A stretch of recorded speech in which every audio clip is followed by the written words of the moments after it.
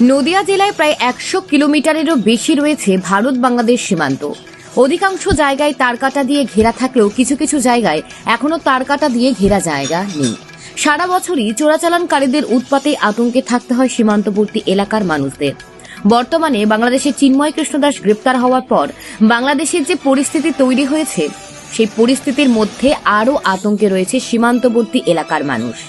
নদিয়ার গেদে সীমান্তর চোখে মুখে আতঙ্কের ছাপ দেখা গেল স্থানীয় মানুষদের। সীমান্তবর্তী এলাকার মানুষেরা জানাচ্ছেন, বাংলাদেশ থেকে যারা অসৎ উপায়ে ভারতবর্ষে প্রবেশ করে তারাই বিভিন্ন অনৈতিক কাজের সঙ্গে যুক্ত থাকেন। যদিও বাংলাদেশের এই ঘটনার পর সীমান্তবর্তী এলাকাগুলোতে নজরদারি আরও বাড়িয়েছেন বিএসএফ এর তরফে।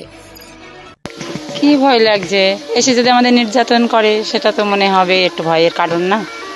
তারপরে কোন রকম কি তৈরি হবে সেটা তো আমরা বুঝতে পারছি না। মনে তো একটা আতঙ্ক অবশ্যই আছে। আর তারা তো এসে আর যাচ্ছে না, থেকে যাচ্ছে। তারাই তো পরবর্তীকালে অসামাজিক কাজগুলো করছে। হ্যাঁ, কি করছে? চুরি, ডাকাতি, বোম বাঁধা। হ্যাঁ, কি করছে? চুরি, ডাকাতি, বোম বাঁধা সবই করছে। তারা যদি না আসে আমাদের দেশে, তা আমরা শান্তিতে থাকতে পারবো? অবশ্যই, সেটা আসতে দিচ্ছে কেন বলেন? তার জন্য তো সরকারি প্রশাসন রয়েছে, তারা পদক্ষেপ নেবে, ঠিক না? আমরা তো গ্রামের মানুষ। এখনো তো অনেক জায়গায় তার কাটা হয়নি, সেই দিক দিয়ে যদি ঢুকে যায় আপনারা কি বলবেন? সরকারের কাছে কি চাইবে?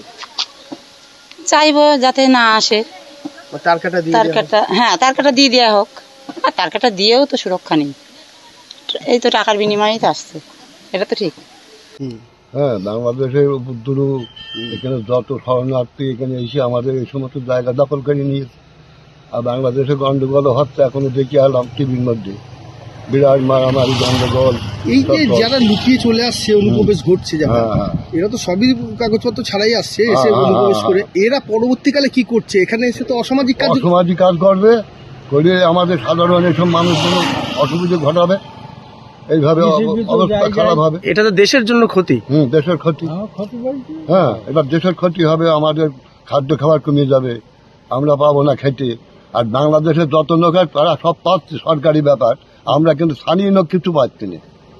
আমাদের স্থানীয় লোকের কিছু পাইনি, আজও পর্যন্ত আমার বয়স্ক ভাতা হয়নি, বুঝলি? আমি এত বয়স হয়ে গেল, 80-র কাছে গেলে গেল, আমার এখন বয়স্ক ভাতা হয়নি। চিন্তা করতে পারো।